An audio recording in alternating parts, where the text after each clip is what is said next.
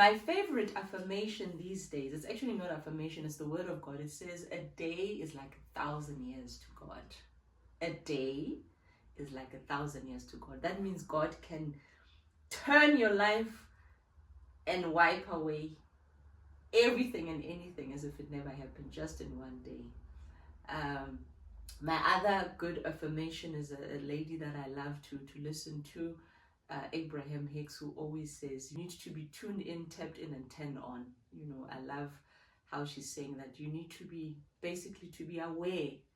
You know, it's a different teaching altogether for those who are Christians who are saying, oh, but for me it works. Everything just works, you know. And I think when you've grown enough to know and be mature, you're not like a sponge. I'm not a sponge. I don't get influenced by anything and anyhow. Even when I read, it's like, for example, I've always been a researcher at work. So we've always studied cultures that we go to, countries.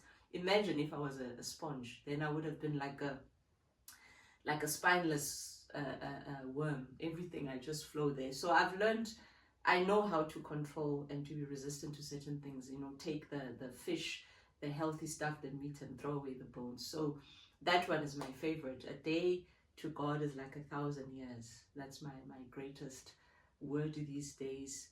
My other favorite scripture is from my mother, which she declared to me years ago, you know, as an encouragement. It's in the book of Joel.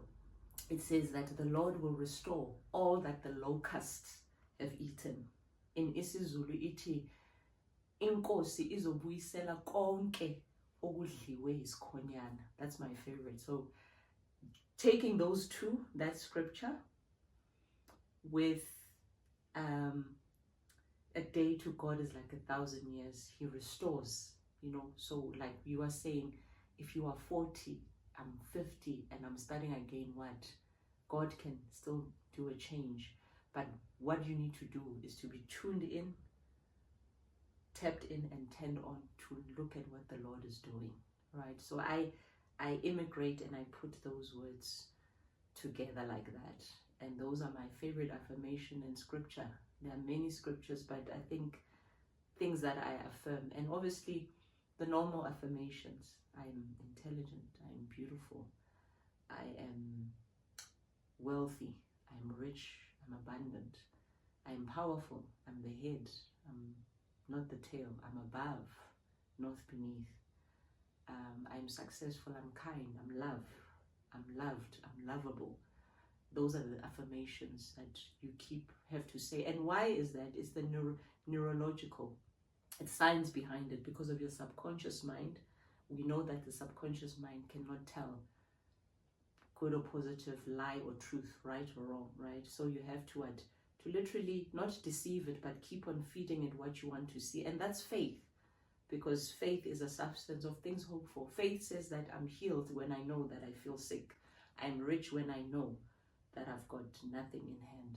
You made it to the end of this first Ubuntu Q&A series, and that says something about the kind of strength you are building. Not the loud kind, but the kind that sits in silence, stays through the storm, and rises again, soft but sure. Over these 10 episodes, we've talked about wellness, faith, and life, not from a textbook, but from the trenches, from the mat, from the kitchen, from the places where real women rebuild. This is just the beginning.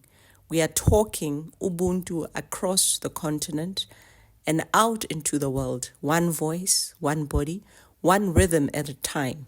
So thank you for listening, for showing up, for choosing strength your way. Subscribe, share, and stay close, because the next chapter of Ubuntu is already rising.